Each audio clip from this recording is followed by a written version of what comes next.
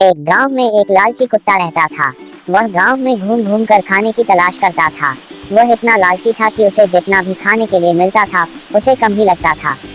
गांव के दूसरे कुत्तों के साथ पहले उसकी अच्छी दोस्ती थी, लेकिन उसकी इस आदत की वजह से सभी उससे दूर रहने लगे। लेकिन उसे कोई फर्क नहीं पड़ा, उसे सिर्फ अपने भाजन से मतलब था। कोई न कोई आते जाते उसे खाने के लिए कुछ न कुछ दे ही देता था।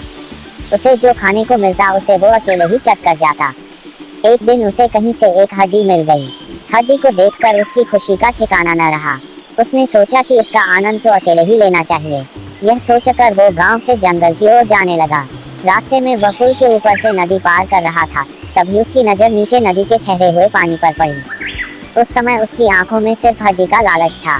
उसे यह भी पता नहीं चला कि नदी के पानी में उसका ही चेहरा नजर आ रहा है। उसे लगा कि नीचे भी कोई कुत्ता है जिसके पास एक और हड्डी है। उसने सोचा कि क्यों न उसकी भी हड्डी छीन लूं, तो मेरे पास 2 हड्डियां हो जाएंगी। फिर मैं एक साथ 2 हड्डियों के मजे से खा सकूंगा।